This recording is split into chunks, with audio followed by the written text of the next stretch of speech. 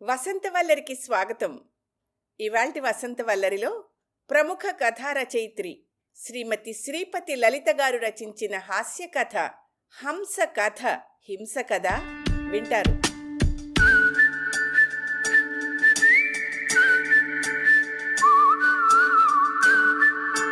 అబ్బా, ఎంత బాగుందో బుజ్జిది! నాకే ఇంత నచ్చితే అందరికీ ఇంకెంత నచ్చుతుందో. వందోసారి అనుకుంది తను రాసిన నవలని చదివి పొంగిపోయిన రాజహంస. అవును, నాకు బహుమతి వస్తే ముందు ఎవరికి చెప్పాలి? ఆ, పక్కింటి సుగుణకు చెప్పాలి. కుళ్ళుతో ఏడుస్తుంటే చూడాలి. లేకపోతే నన్ను ఎగతాళి చేస్తుందా? నీకు తెలుగులో అత్తేసరి మార్కులు వచ్చేవి, నువ్వు రచయిత్రివేంటి అంటుందా?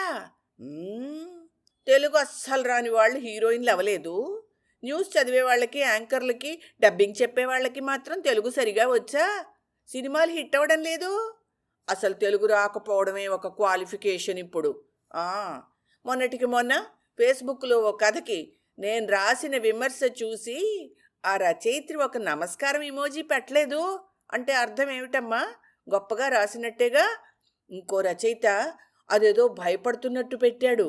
అంటే నా భాష గొప్పదనం చూసి భయపడ్డట్టేగా. పోనీలే, మేకతోలు కప్పకపోయినా మెచ్చుకుంటాడు అంటే ఈ మొగుడేమో అంతా ఉత్తరాదిని చదివి తెలుగులో ఉత్తరం ముక్క రాసే జ్ఞానం కూడా లేకపోయే. కానీ చేసుకున్నమ్మకి చేసుకున్నంత. అయినా ప్రపంచంలో ఉన్న అశేష తెలుగు ప్రజలు మెచ్చుకుంటే చాలదు. ఒక ప్రముఖ వెబ్ మ్యాగజైన్ పెట్టిన నవలల పోటీకి తను రాసిన కథని పంపిన రాజహంస కలలలో తేలిపోతోంది. రోజు పొద్దున్నే భర్త సమీర్కి ఏదో చేశాను అంటే చేశాను అన్నట్టుగా టిఫిన్ గలిపెట్టి ఆఫీస్కి పంపితే ఇంకా హంసకంతా ఖాళీ టైమే. పనులన్నీ జెట్ స్పీడ్లో చేసి ట్యాబ్ పట్టుకుంటే టైమే తెలీదు. ఫేస్బుక్ అన్ని గ్రూపుల్లోనూ సభ్యత్వం, అందరూ రాసే వాటికి లైకులు, ఇమోజీలు పెట్టడంతో మొదలైన కళాపోసన కథలు రాయడం వరకు వచ్చింది. అక్కడ పెట్టిన కథలు చదువుతూ నేను మాత్రం ఎందుకు రాయలేను అనే ఆలోచనతో మొదలైన పురుగు పెద్దదై ఒక మ్యాగజైన్ పెట్టిన నవలల పోటీకి తన నవల పంపడం దాకా వచ్చింది. ఆ పోటీలో మొదటి బహుమతి గెలిచిన నవలకి 1,00,000, రెండో బహుమతి 50,000, మూడో బహుమతి 25,000. తాను రాసిన కథ చదివిన హంస ఎట్టి పరిస్థితుల్లోనూ తనకే మొదటి బహుమతి ఖాయమని డిసైడ్ అయిపోయింది. ఎంతో కష్టపడి 10 మంది పెద్ద రచయితలందరి కథలు కలిపి కదంబం వండి మరీ పంపింది.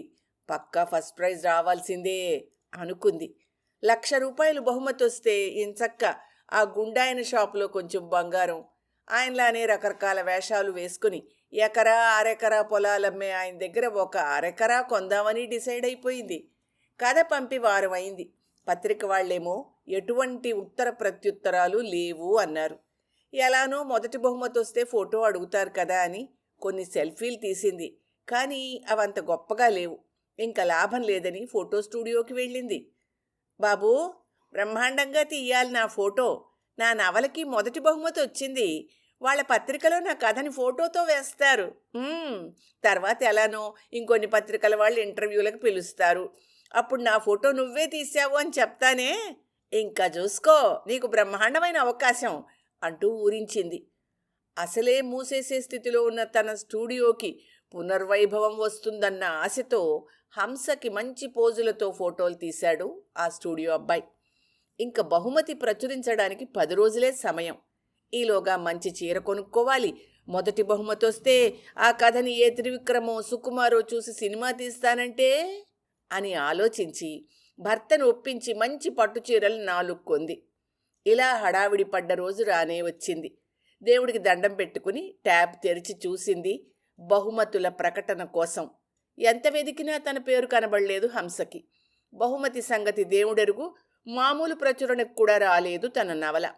గుక్క పెట్టి ఏడుస్తున్న హంసని ఎలా ఓదార్చాలో తెలియలేదు సమీర్కి. ఏడవకు హంస, నీ కథ అర్థమయ్యుండదు వాళ్ళకి. ఇంకో పత్రికకి పంపు, ఏమీ పర్వాలేదు, ఎన్నో పత్రికలున్నాయిగా అంటూ ఓదార్చాడు. బహుమతి ఖాయమని ఫోటోలు తీయించుకున్నాను, చీరలు కొన్నాను, అవన్నీ ఏం చేయాలి? హరే, దానికి ఏడుస్తారా ఎవరన్నా?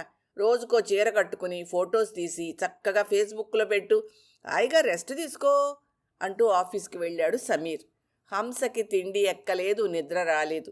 తనకెందుకు బహుమతి రాలేదో తేల్చుకోవాలి అని వెంటనే క్యాబ్ బుక్ చేసుకుని పత్రికాఫీస్కి వెళ్ళింది. సెక్యూరిటీ దగ్గర వాళ్ళు ఆపారు, కానీ ఎడిటర్ గారిని అర్జెంటుగా కలవాలి అని చెప్తే అతను ఎడిటర్ ఆఫీస్కి ఫోన్ చేశాడు. మీ పేరమ్మా అడిగాడు. హంస, రాజహంస అంది. హంస అంట సార్. అవతల నుంచి ఏం చెప్పారో గాని ఎలాండమ్మా, 3వ అంతస్తు అన్నాడు. 3వ అంతస్తులోకి వెళ్ళిన హంస ఎడిటర్ ఆఫీస్ అన్న బోర్డు చూసి లోపలికి వెళ్ళింది.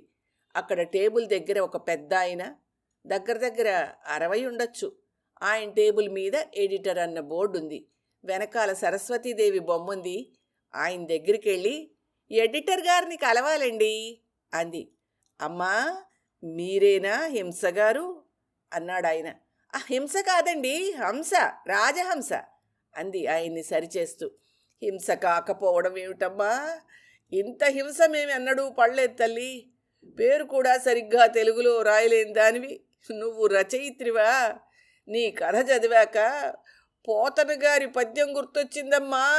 కాటుక కంటి నీరు చనుగట్టు పయింబడ నేల ఏడ్చెదో, కైటభ దైత్యమర్దనుని గాదిలి కోడలవో మదంబ, ఓ హాటక గర్భురాణి, నిను నా కటికై గొనిపోయి ఎల్ల కర్ణాట కిరాట కీచకుల కమ్మ ద్రిశుద్ధిగా నమ్ము భారతీ అన్నాడమ్మా పోతన. ఆ కాలంలో ఆయన ఒకందుకు అమ్మకి కంట నీరు వచ్చింది అనుకుంటే, నాకు మీ కథ చదివాక ఆ తెగులుకి కాదమ్మా, తెలుగుకి అమ్మ కంట నీరొచ్చింది అనిపించింది తల్లి.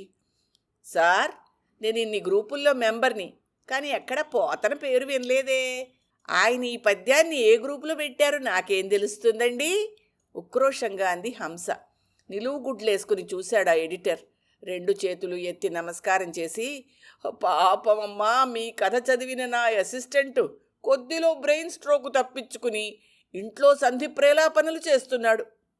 నన్ను వదిలేయండమ్మా. వచ్చారు కదా, మీ దర్శనం చేసుకుందామని పిలిచానండి, అంతే. అమ్మా, నన్ను వదిలేయండి అన్నాడు. ఏంటి సార్ మీరు అలా అంటారు?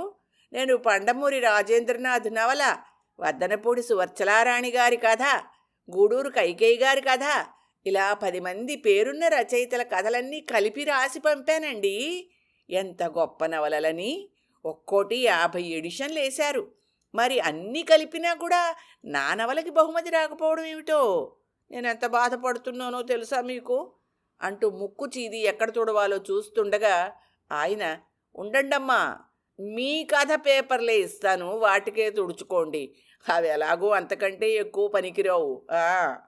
రచయిత్రి అని రాయలేరు. ఏంటమ్మా, రచత్రి రాశారు.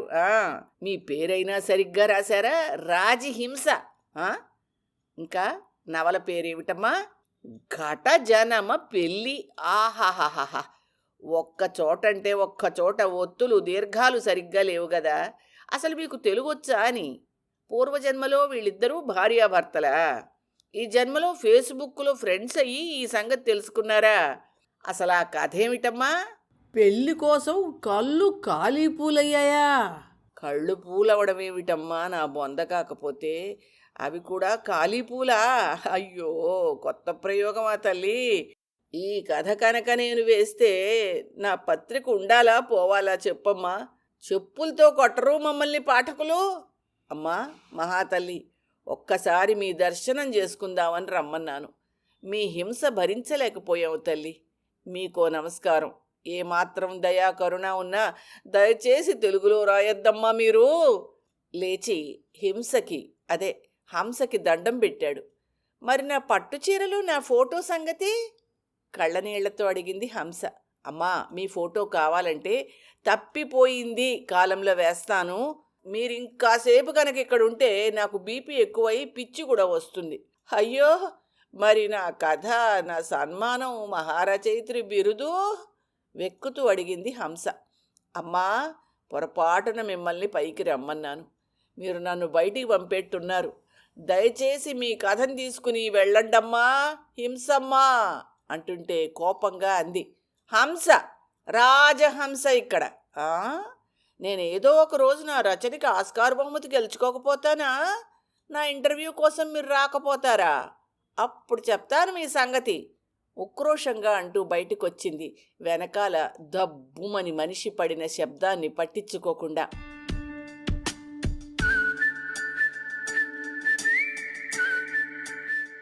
వసంతవల్లరిలో ప్రముఖ కథా రచయిత్రి శ్రీమతి శ్రీపతి లలిత గారు రచించిన కథ హంస కథ హింస కథ విన్నారు. వసంతవల్లరిలో ఇవాల్టి కార్యక్రమం మీకు నచ్చిందని ఆశిస్తున్నాను. అందుకే లైక్ చేసి మీ మిత్రులకు బంధువులకు లింక్ను షేర్ చేసి మీ అమూల్యమైన అభిప్రాయాన్ని నాకు కామెంట్ బాక్స్లో తెలియచేయమని, వసంతవల్లరికి సబ్స్క్రైబ్ చేయమని విన్నవించుకుంటూ మీ వసంతలక్ష్మి అయ్యగారికి సెలవు మరి. Thank you. వసంతవల్లరి మిత్రులు, శ్రేయోభిలాషులు, వీక్షకులు, శ్రోతలు అందరికీ ఒక విజ్ఞప్తి. గతంలో లాగానే ఎప్పటికప్పుడు నా కథలను విని స్పందన తెలియచేయమని కోరుతూ, నేను చదివిన కథ మీకు బాగా నచ్చినట్టయితే తప్పకుండా హైప్ ఆప్షన్ నొక్కి నన్ను ప్రోత్సహిస్తారు కదూ.